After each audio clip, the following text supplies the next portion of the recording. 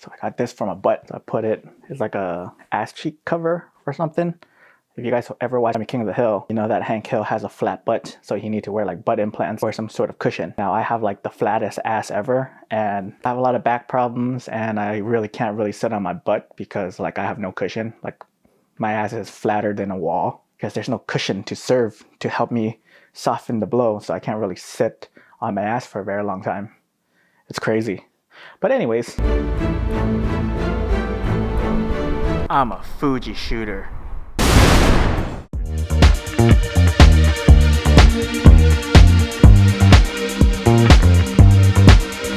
Hey guys, welcome back to the channel, and today we are going to talk about why I love shooting with Fujifilm cameras and why I think it's such a good system, and why I think for anyone that's starting out with photography, you guys should start with a Fujifilm instead of the other companies out there.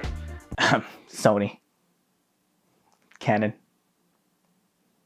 Nikon. I wanted to tell you how I got into Fujifilm. I think it's an interesting story. I'm sure some of you guys have heard this story before from the Facebook communities. I told this story to a few people already, but for the other folks that didn't hear it, fasten on your seatbelts because it's going to be a bumpy ride. No, it's not. No, it's just talking about cameras and photography. There's nothing bumpy about it at all. It all started when me and my girlfriend, my lovely partner, Hillary, we were bitten by the travel bug. She asked me if we could live anywhere in the world, where would that be? Back then, I told her that I always wanted to see Australia because kangaroos. So this is where my love for Australia came from, and how I keep mentioning it from time to time in my videos. So again, shout out to Australia, man. You guys did wonders, and you guys probably changed my perspective on how the rest of the world is living and how we as North Americans are just set back in our ways, and we live in this bubble that not a lot of people are able to get out of. Me and Hillary decided to pack our bags and fly all the way to Australia. We landed in Melbourne, made our way to Tasmania, Sydney, up to Queensland. We spent about a month in each city for a total of 6 months, give or take. And it was such an awesome experience to live in a foreign land and just to explore the sights that Australia has to offer. This was going to be a 6-month excursion. I thought this is the right time to buy a professional camera. And at that time, that professional camera was a Canon Rebel T5i. I really wanted to show my friends and family back home what they were missing. The people that I hung out with were the ones that were partying and drinking all the time. Every weekend it's just popping Henny bottles, popping a case of 2-4s, and I just needed to get away from that. I always thought there's more to life than just wasting your weekends destroying your liver. The thought of not remembering what you did the night before and thinking you had fun, it didn't sit right with me. I don't know what these folks are doing nowadays, but legend has it they're still drinking to this day. And that's what you call alcoholism. I wonder if they're gonna see this and get mad. Well, I don't think so. I don't think they know that I had a YouTube channel, so we're gonna keep going. I found my interests weren't the same as them, so I said sayonara, and I just went off and did my own thing with Hillary. I left this toxic city and I was hooked onto photography. I landed in Melbourne and I realized I needed to shrink down my gear. The DSLR was too clunky. I already felt that just passing through so many airport securities on my way to Australia, where my trip hasn't started yet. Just going through like the TSA was such a hassle with the setup that I had. I had the Canon Rebel T6i with the kit lens and the nifty 50, and it was such a big setup. It was too clunky and takes up a lot of space in my backpack. It didn't feel right. Just like I had to carry my backpack, I had to carry the camera bag on this side and another bag on this side, and it didn't feel right. I felt like I could shed some weight. I sold my Canon Rebel and then I picked up, and I know what you're thinking, it's a Fujifilm, right? False. I was an idiot. I got myself a Sony. I know. Oh my god. A Sony a6300 to be exact. I thought I really liked this camera. I kept telling Hillary how good this camera was, but she didn't care. She just wanted to know if this camera can take nice photos. And it was around 2016 at the time, and people are having that debate, which is better, the DSLR versus the mirrorless battle. I was already convinced at that time that mirrorless cameras are the future, so I chose the mirrorless route. Fast forward a few months, I took the camera around Australia. I took some nice shots, but I always had a problem editing the Sony RAW files. The color science wasn't that great. It just took too long to edit, and this is where I got a Ricoh GR2. I met a guy on Gumtree. For you North Americans, Gumtree is like a Craigslist slash Kijiji. So I traded my laptop away for a Ricoh GR2. I shot a lot of things with it, and I was so amazed by the look that it provided. The RAW files were much easier to edit than the Sony's. It was so much easier to get the colors that I wanted. So after a week, I messaged the dude again, and I asked him if there are any cameras out there with great colors, great color science. So he recommended that I should look into Fujifilm. I went into the Digi Direct in Sydney, talked to a lad, and then he sold me on an X-T2. At the time, the Fuji X-T2 was Fujifilm's flagship camera. It is an amazing camera, and it's still good in 2021. I picked up the X-T2 and the 16 to 55mm f2.8, and the rest was history.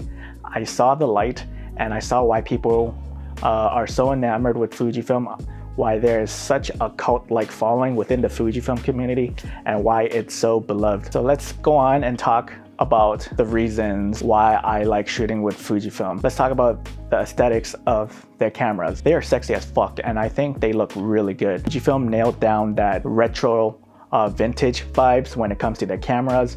It's really fun to look at. I get compliments whenever I whip it out, but it's just not the looks that makes the Fujifilm so good. It's also their lens selection. They have a great selection of lenses, and since Fujifilm focused on the APS-C market, they did not get into the battle of the full frame war with the likes of Canon, Nikon, and Sony, and now Panasonic. Panasonic got into the game, and they were once Micro Four Thirds. They actually focused their time creating great lenses for a very reasonable price compared to their full frame counterparts, and that was one reason that helped with my decision to go with Fujifilm. See, with a Canon, Sony, and Nikon, they all have APS-C cameras, but they don't have good native crop censored lenses. The other camera brands out there, they don't focus on their APS-C lens lineup as much, so there are going to be some inconsistencies with their lenses.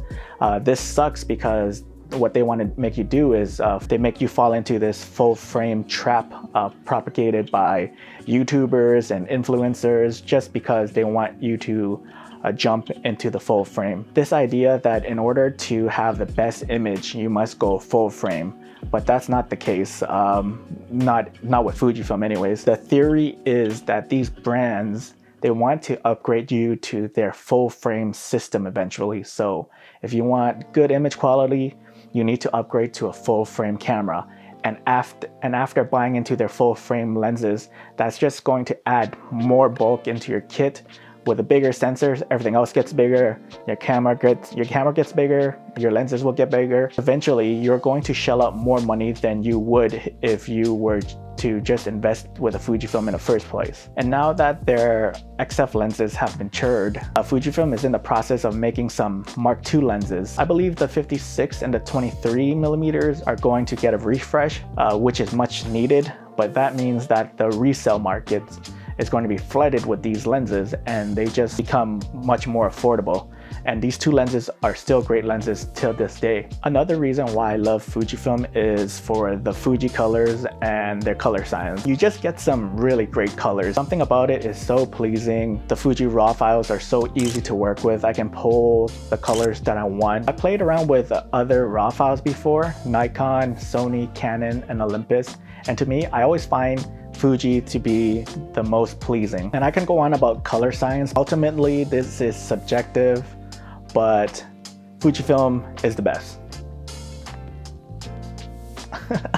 When speaking about colors, you always have to mention the Fujifilm's film simulation. They're straight out of camera JPEG. If you don't want to do any editing and you only want to focus on photography, this should be one of the reasons to get a Fujifilm. Basically, it's Fujifilm's baked-in look, or like a filter, if you want to call it that. It looks awesome. Some of the shots that I get from it look so cinematic. The tonality range, the colors, the images that come out looks really, really good. My favorite from Fujifilm is their classic chrome, their classic negative, and their Eterna film simulation. And you can furthermore customize the film simulations by tweaking them in your camera and make what you call film recipes out of it. You can get different looks, and this is where the fun comes in. Fuji X Weekly provides some cool recipes you can follow. You can get similar looks like back when you shot on film, like there's Portra 400, there's Kodachrome, there's Cinestill. You can really dial in the look